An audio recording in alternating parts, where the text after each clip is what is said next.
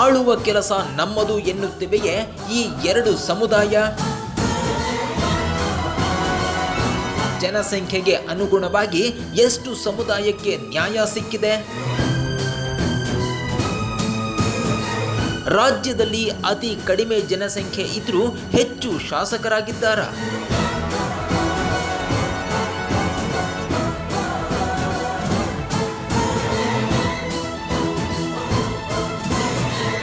ಇದೊಂದು ಕಾಮೆಂಟ್ ನೋಡಿಬಿಡಿ. ನಮ್ಮ ಪ್ರಿಯ ವೀಕ್ಷಕ ಗೆಳೆಯರಾದ ಮಾರುತಿ ಗ್ರೇಟ್ ಹಿಂದೂ ಮೀಸಲಾತಿ ಬಗ್ಗೆ ಒಂದು ಕಾಮೆಂಟ್ ಮಾಡುವಂತೆ ಹೇಳಿದ್ದರು.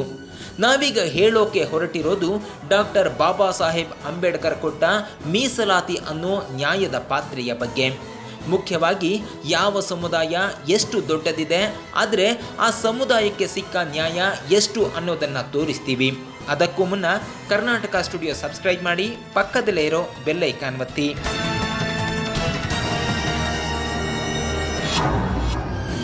ಪರಿಶಿಷ್ಟ ಜಾತಿಗೆ ಸೇರಿದ ಜನರ ಪ್ರಮಾಣವೇ ದೊಡ್ಡದಿದೆ. ರಾಜ್ಯದಲ್ಲಿ 17.15% ಮಂದಿ ಎಸ್ಸಿ ಬಂಧುಗಳು. ಎಸ್ಸಿ ಮೀಸಲು ಕ್ಷೇತ್ರದಿಂದ ಗೆದ್ದು ಬರೋಕೆ 36 ಕ್ಷೇತ್ರಗಳಿವೆ. ಎಸ್ಸಿ ಜನಬಲಕ್ಕೆ ಹೋಲಿಸಿದ್ರೆ ಶಾಸಕರ ಸಂಖ್ಯೆ ತುಂಬಾ ಕಮ್ಮಿ.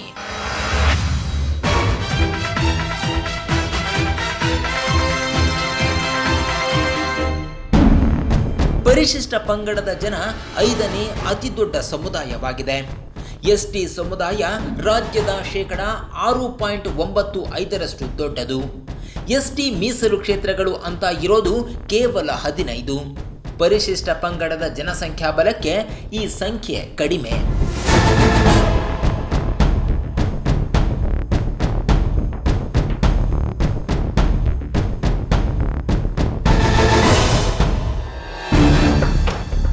ಮುಸಲ್ಮಾನ ಸಮುದಾಯ ರಾಜ್ಯದ 3ನೇ ದೊಡ್ಡ ಸಮುದಾಯ.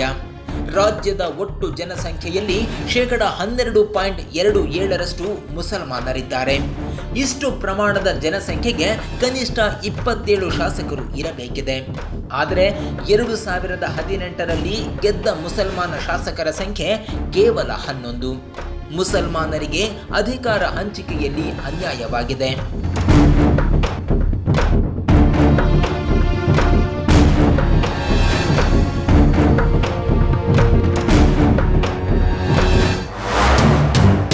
ಹಿಂದುಳಿದ ಸಮುದಾಯ ರಾಜ್ಯದ 1ನೇ ದೊಡ್ಡ ಸಮುದಾಯ.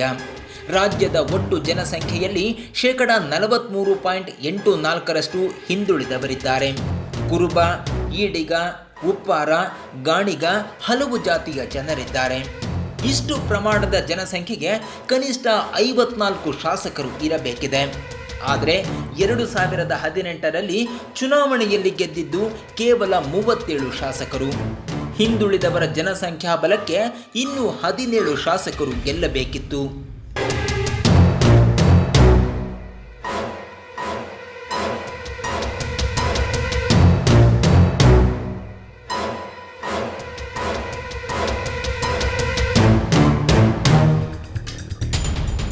ಇಷ್ಟೆಲ್ಲ ನೋಡಿದ ನಿಮಗೆ ಅಸಲಿ ಲೆಕ್ಕಾಚಾರ ತೋರಿಸ್ತೀವಿ. ಎಲ್ಲೇ ಆಗಲಿ, ಎಷ್ಟು ಜನ ಇರ್ತಾರೋ ಅಷ್ಟು ರೊಟ್ಟಿಯನ್ನು, ಮುದ್ದೆಯನ್ನು, ಚಪಾತಿಯನ್ನು ನೀಡೋದು ನ್ಯಾಯವೇ? ಈಗ ಮೇಲಿನ ಅಹಿಂದ ಲೆಕ್ಕವನ್ನೇ ಸಿಂಪಲ್ ಆಗಿ ಹೇಳ್ತೀವಿ. ರಾಜ್ಯದ ಒಟ್ಟು ಜನಸಂಖ್ಯೆಯಲ್ಲಿ 80.21% ಅಹಿಂದ ಮಂದಿ ಇದ್ದಾರೆ. ಅಂದರೆ ಅಲ್ಪಸಂಖ್ಯಾತ, ಹಿಂದುಳಿದ, ದಲಿತರು. ಇಷ್ಟು ಸಮುದಾಯಕ್ಕೆ ನ್ಯಾಯಯುತವಾಗಿ ರೊಟ್ಟಿ ಹಂಚಬೇಕು ಅಂದರೆ 184 ಶಾಸಕರು ಈ ಸಮುದಾಯಗಳಿಂದ ಗೆದ್ದು ವಿಧಾನಸಭೆಯ ಮೆಟ್ಟಿಲು ಹತ್ತಬೇಕು. ಆದರೆ 2018ರ ವಿಧಾನಸಭಾ ಚುನಾವಣೆಯಲ್ಲಿ ಅಹಿಂದ ಸಮುದಾಯದಿಂದ ಆಯ್ಕೆಯಾಗಿದ್ದು ಕೇವಲ 99 ಮಂದಿ ಮಾತ್ರ. ನ್ಯಾಯಯುತವಾಗಿ ಜನಸಂಖ್ಯಾಬಲ ಹಾಗೂ ಅವರ ಆರ್ಥಿಕ, ಸಾಮಾಜಿಕ, ಶೈಕ್ಷಣಿಕ ಬಲವನ್ನು ಅಳತೆ ಮಾಡಿ ನೋಡಿದರೆ ಅಹಿಂದ ಮಂದಿಗೆ ನಿಜಕ್ಕೂ ಘೋರ. ಯಾಕಂದರೆ ರಾಜ್ಯದ ಇನ್ನುಳಿದ 19.79% ಇರೋ ಮೇಲ್ವರ್ಗದ ಸಮುದಾಯದ ಜನ ತಮ್ಮ ಸಮುದಾಯದಿಂದ ಎಷ್ಟು ಮಂದಿ ಶಾಸಕರನ್ನು ಕಳುಹಿಸಿಕೊಟ್ಟಿದ್ದಾರೆ ಅನ್ನೋದನ್ನು ತೋರಿಸ್ತೀವಿ ನೋಡಿ.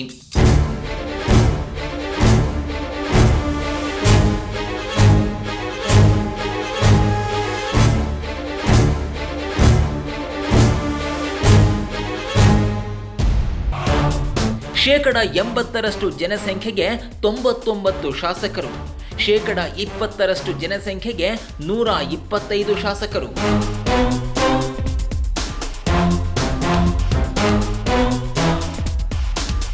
ಹೌದು, ಇದು ಅಕ್ಷರಶಃ ನಿಜ.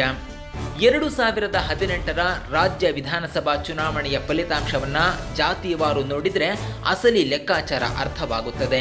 ಯಾಕಂದರೆ ಲಿಂಗಾಯತ, ಒಕ್ಕಲಿಗ ಹಾಗೂ ಬ್ರಾಹ್ಮಣ ಈ 3 ಸಮುದಾಯವನ್ನು ಒಟ್ಟಿಗೆ ಸೇರಿಸಿದರೆ ರಾಜ್ಯದ ಒಟ್ಟು ಜನಸಂಖ್ಯೆಯಲ್ಲಿ 19.79% ಜನಸಂಖ್ಯೆ ಆಗುತ್ತದೆ. ಹೆಚ್ಚು ಕಮ್ಮಿ 20% ಜನ. ಇಷ್ಟು ಜನಕ್ಕೆ ಇವರು ಗೆಲ್ಲೋದೆಷ್ಟು ಗೊತ್ತಾ?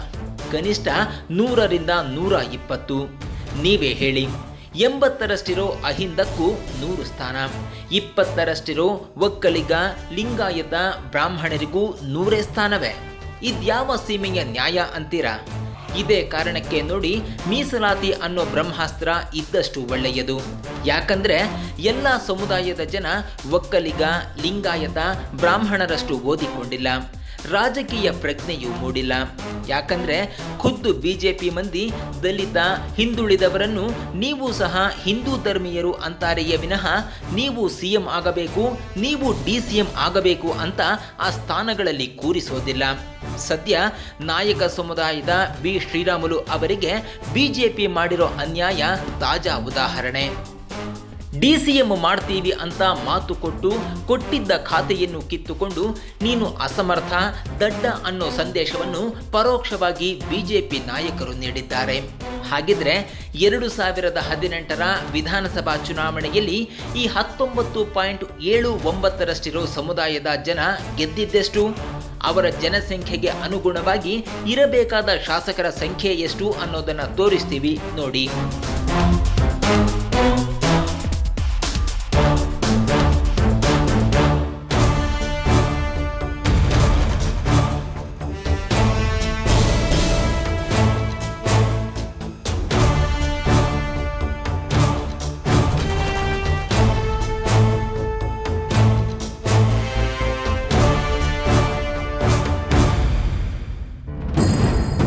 ಲಿಂಗಾಯತ ಸಮುದಾಯ ರಾಜ್ಯದ ನಂಬರ್ 3ನೇ ದೊಡ್ಡ ಸಮುದಾಯ.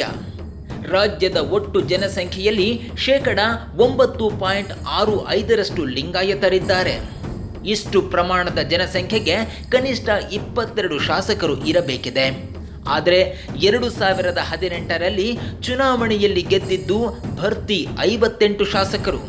ಅಂದರೆ ಜನಸಂಖ್ಯೆಗಿಂತ 2.5 ಪಟ್ಟು ಜಾಸ್ತಿ ಶಾಸಕರಿದ್ದಾರೆ.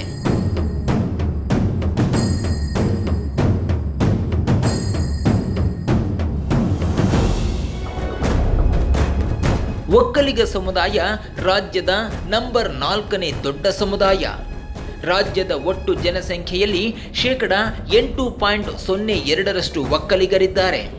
ಇಷ್ಟು ಪ್ರಮಾಣದ ಜನಸಂಖ್ಯೆಗೆ ಕನಿಷ್ಠ 18 ಶಾಸಕರು ಇರಬೇಕಿದೆ.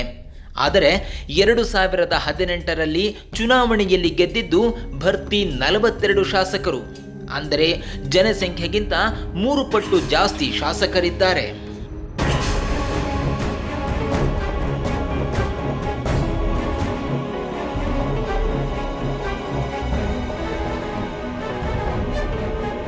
ಬ್ರಾಹ್ಮಣ ಸಮುದಾಯ ರಾಜ್ಯದ ನಂಬರ್ 9ನೇ ದೊಡ್ಡ ಸಮುದಾಯ. ರಾಜ್ಯದ ಒಟ್ಟು ಜನಸಂಖ್ಯೆಯಲ್ಲಿ 2.12% ಬ್ರಾಹ್ಮಣರಿದ್ದಾರೆ. ಇಷ್ಟು ಪ್ರಮಾಣದ ಜನಸಂಖ್ಯೆಗೆ ಕನಿಷ್ಠ 5 ಶಾಸಕರು ಇರಬೇಕಿದೆ. ಆದರೆ 2018ರಲ್ಲಿ ಚುನಾವಣೆಯಲ್ಲಿ ಗೆದ್ದಿದ್ದು ಭರ್ತಿ 14 ಶಾಸಕರು. ಅಂದರೆ ಜನಸಂಖ್ಯೆಗಿಂತ 3 ಪಟ್ಟು ಜಾಸ್ತಿ ಶಾಸಕರಿದ್ದಾರೆ.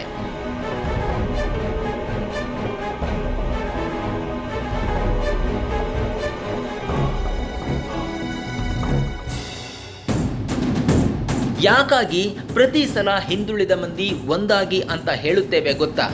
ಈ ಅಂಕಿ ಅಂಶಗಳನ್ನು ನೋಡಿ. ನಿಮ್ಮ ಸಮುದಾಯದ ಜನ ಯಾರನ್ನು ಆರಿಸಿ ಕಳುಹಿಸುತ್ತಿದ್ದೀರಿ ಅನ್ನೋದನ್ನು ನೋಡಿ. ದಲಿತರು, ಹಿಂದುಳಿದವರು, ಅಲ್ಪಸಂಖ್ಯಾತರು ಪ್ರತಿ ವರ್ಷ ತಮ್ಮ ಜನಸಂಖ್ಯೆಗಿಂತ 2 ಪಟ್ಟು ಕಡಿಮೆ ಶಾಸಕರನ್ನು ವಿಧಾನಸಭೆಗೆ ಕಳುಹಿಸುತ್ತಿದ್ದೀರಿ. ಆದರೆ ಮೇಲ್ವರ್ಗದ ಜಾತಿಗಳಾದ ಲಿಂಗಾಯತ, ಒಕ್ಕಲಿಗ ಹಾಗೂ ಬ್ರಾಹ್ಮಣರು ನಿಮಗಿಂತ ಕಡಿಮೆ ಇದ್ದಾಗ್ಯೂ ಸಹ ಅವರ ಜನಸಂಖ್ಯೆಗಿಂತ 3 ಪಟ್ಟು ಹೆಚ್ಚು ಶಾಸಕರನ್ನು ವಿಧಾನಸೌಧಕ್ಕೆ ಕಳುಹಿಸುತ್ತಿದ್ದಾರೆ. ಮೊದಲು ನೀವು ಜಾಗೃತರಾಗಬೇಕು. ನೀವೆಲ್ಲ ಒಂದಾಗಿ ನಿಮ್ಮ ಸಮುದಾಯದ ವ್ಯಕ್ತಿಯನ್ನು ಅಥವಾ ಅಹಿಂದ ಸಮುದಾಯದೊಳಗಿನ ವ್ಯಕ್ತಿಯನ್ನು ಆರಿಸಿ ಕಳುಹಿಸಬೇಕೇ ವಿನಃ ಮೇಲ್ವರ್ಗದ ವ್ಯಕ್ತಿಯನ್ನು ಯಾವುದೇ ಕಾರಣಕ್ಕೂ ಗೆಲ್ಲಿಸಬಾರದು. ಯಾಕೆ ಗೊತ್ತಾ? ನಿಮ್ಮ ಎದುರು ಎಷ್ಟೇ ಕಾಕ ಹಿಡಿದು ಮತ ಹಾಕಿಸಿಕೊಂಡರೂ ಸಹ ಕೊನೆಗೆ ಅವರು ತಾನು ಒಕ್ಕಲಿಗ, ತಾನು ಲಿಂಗಾಯತ, ತಾನು ಬ್ರಾಹ್ಮಣ ಅನ್ನೋದನ್ನು ತೋರಿಸುತ್ತಾರೆಯೇ ವಿನಃ ಅವರ ಮನೆಯೊಳಗೆ ಕೂರಿಸಿ ಊಟ ಹಾಕೋದಿಲ್ಲ, ಅವರಿಗೆ ಸರಿಸಮನಾಗಿ ಬೆಳೆಯೋಕೆ ಬಿಡೋದಿಲ್ಲ. ಇದೇ ಕಾರಣಕ್ಕೆ ನೋಡಿ ಅಹಿಂದ ಮಂದಿ ಒಂದಾಗಿ ಅನ್ನೋದು.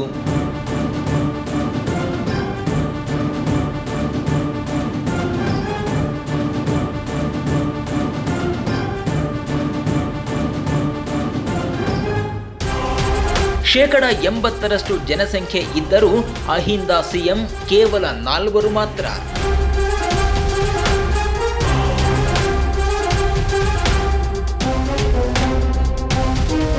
ಇದೊಂದು ದುರಂತವನ್ನು ನೀವು ನೆನಪಿಟ್ಟುಕೊಳ್ಳಿ. ಅತಿ ಹೆಚ್ಚು ಜನಸಂಖ್ಯೆ ಇದ್ದರೂ ಸಹ ಕರ್ನಾಟಕ ರಾಜ್ಯದ ಸಿಎಂ ಪಟ್ಟವನ್ನು ಯಾರು ಹತ್ತುತ್ತಾರೆ ಅನ್ನೋದನ್ನು ನೋಡಿ. 24 ಜನ ಸಿಎಂಗಳು ಬಂದು ಹೋಗಿದ್ದಾರೆ. ಈ ಪೈಕಿ ಕೇವಲ 4 ಸಲ ಮಾತ್ರ ಅಹಿಂದ ಮಂದಿಗೆ ಸಿಎಂ ಸ್ಥಾನ ಸಿಕ್ಕಿದೆ. ವಿಶೇಷ ಅಂದರೆ ಈ 4 ಮಂದಿ ಅಹಿಂದ ನಾಯಕರನ್ನು ಸಿಎಂ ಮಾಡಿರೋದು ಕೇವಲ ಕಾಂಗ್ರೆಸ್ ಪಕ್ಷ. ಇನ್ನುಳಿದಂತೆ ಅತಿ ಹೆಚ್ಚು ಸಲ ಲಿಂಗಾಯತ, ಒಕ್ಕಲಿಗ ಸಮುದಾಯಕ್ಕೆ ಸಿಎಂ ಪಟ್ಟ ಸಿಕ್ಕಿದೆ. ನಿಜಕ್ಕೂ ನಿಮ್ಮೊಳಗಿನ ನೆತ್ತರು ಕುದಿಯಬೇಕು. ನಿಮ್ಮನ್ನು ಬೀದಿಯಲ್ಲಿ ನಿಲ್ಲಿಸಿ ಅಪಮಾನ ಮಾಡಿದ, ಶೋಷಿಸಿದ ಮೇಲ್ವರ್ಗದ ಜನಕ್ಕೆ ತಕ್ಕ ಪಾಠ ಕಲಿಸಬೇಕು ಅಂದರೆ ಅಹಿಂದ ಮಂದಿ ಒಂದಾಗಬೇಕು. ಯಾಕೆ ಗೊತ್ತಾ? ರಾಜ್ಯದ ಶೇಕಡ 23ರಷ್ಟಿರೋ ದಲಿತರು ಒಂದೇ ಒಂದು ಸಲವೂ ಸಿಎಂ ಆಗಿಲ್ಲ. ಆದರೆ ದಲಿತರಿಗಿಂತಲೂ ಕಡಿಮೆ ಜನರಿರೋ ಶೇಕಡ 9ರಷ್ಟು ಲಿಂಗಾಯತರು, ಶೇಕಡ 8ರಷ್ಟು ಒಕ್ಕಲಿಗರು ಅತಿ ಹೆಚ್ಚು ಸಲ ಸಿಎಂ ಆಗಿದ್ದಾರೆ. ಯಾಕೆ? ದಲಿತರಿಗೆ ರಾಜ್ಯ ಆಳೋ ತಾಕತ್ತು ಇಲ್ಲವೇ? ಇದಕ್ಕಿಂತಲೂ ಘೋರ ಅನ್ಯಾಯ ಮತ್ತೊಂದಿದೆ ನೋಡಿ. ರಾಜ್ಯದಲ್ಲಿ ಶೇಕಡ 2ರಷ್ಟು ಜನಸಂಖ್ಯೆ ಇರೋ ಬ್ರಾಹ್ಮಣರು 2 ಸಲ ಸಿಎಂ ಸ್ಥಾನಕ್ಕೇರಿದ್ದಾರೆ. ಆದರೆ ಶೇಕಡ 24ರಷ್ಟಿರೋ ದಲಿತರು ಒಮ್ಮೆಯೂ ಸಿಎಂ ಸ್ಥಾನಕ್ಕೇರಿಲ್ಲ. ಯಾಕಂದರೆ ಅಹಿಂದ ಮಂದಿ ಜಾಗೃತರಾಗಬೇಕು, ಅಹಿಂದ ಮಂದಿ ಒಂದಾಗಬೇಕು. ಮೇಲ್ವರ್ಗದ ಜನ ಹಿಂದುಳಿದವರಿಗಿಂತ ದಲಿತರು ಶ್ರೇಷ್ಠ ಅಂತ ನಿಮಗೆ ಹೇಳಿಕೊಡಬಹುದು, ಅದಕ್ಕೆ ಕಿವಿ ಕೊಡಬೇಡಿ. ಪರಿಶಿಷ್ಟ ಜಾತಿಗಿಂತ ಪರಿಶಿಷ್ಟ ಪಂಗಡದವರು ಶ್ರೇಷ್ಠ ಅಂತ ನಿಮಗೆ ಕೆಲ ಕ್ರಿಮಿಗಳು ಹೇಳಬಹುದು, ಅದಕ್ಕೆ ನೀವು ಸೊಪ್ಪು ಹಾಕಬೇಡಿ. ನೀವೆಲ್ಲ ಹಿಂದೂಗಳು ಮುಸಲ್ಮಾನರೊಂದಿಗೆ ಬೆರೆಯಬೇಡಿ ಎನ್ನುತ್ತಾರೆ. ಆ ಮಾತನ್ನು ನೀವು ಕೇಳಬೇಡಿ. ಯಾಕಂದರೆ ಬಾಬಾ ಸಾಹೇಬರು ದಲಿತರಿಗಿಂತ ಹೆಚ್ಚಿನ ಮೀಸಲಾತಿಯನ್ನು ಮುಸಲ್ಮಾನರಿಗೆ ಹಾಗೂ ಹಿಂದುಳಿದ ಜಾತಿಯ ಜನಕ್ಕೆ ನೀಡಿದ್ದಾರೆ. ಈ ಕ್ಷಣಕ್ಕೂ ಕಾಲ ಮಿಂಚಿಲ್ಲ. ಮುಂದಿನ ಚುನಾವಣೆಯಲ್ಲಿ ಅಹಿಂದ ನಾಯಕರನ್ನೇ ಬೆಂಬಲಿಸಿ. ಎಲ್ಲರನ್ನೂ ಒಂದೇ ದೃಷ್ಟಿಯಿಂದ ನೋಡುವ ಪಕ್ಷಕ್ಕೆ ಬೆಲೆ ಕೊಡಿ. ಇದು ಕಪೋಲ ಕಲ್ಪಿತ ಅಂಕಿ ಅಂಶಗಳಲ್ಲ, ನಿಮ್ಮ ತಾಕತ್ತಿನ ಅಸಲಿ ಸತ್ಯ. ನೀವು ರಾಜ್ಯವನ್ನೇ ಆಳೋ ಬಲ ಇರೋ ದಡ್ಡರಾಗಬೇಡಿ. ನಿಮ್ಮಲ್ಲೂ ಜಾಣ್ಮೆ ಇದೆ. ಈ ವಿಡಿಯೋ ಬಗ್ಗೆ ನೀವೇನಂತೀರಾ? ಕಾಮೆಂಟ್ ಮಾಡಿ. ತಪ್ಪದೆ ಈ ವಿಡಿಯೋವನ್ನು ನಿಮ್ಮ ಅಹಿಂದ ಗೆಳೆಯರಿಗೆ ಶೇರ್ ಮಾಡಿ. ನೀವು ಸಬ್ಸ್ಕ್ರೈಬ್ ಆಗದಿದ್ದರೂ ಪರವಾಗಿಲ್ಲ, ಅಹಿಂದ ಮಂದಿ ಒಂದಾಗಿ.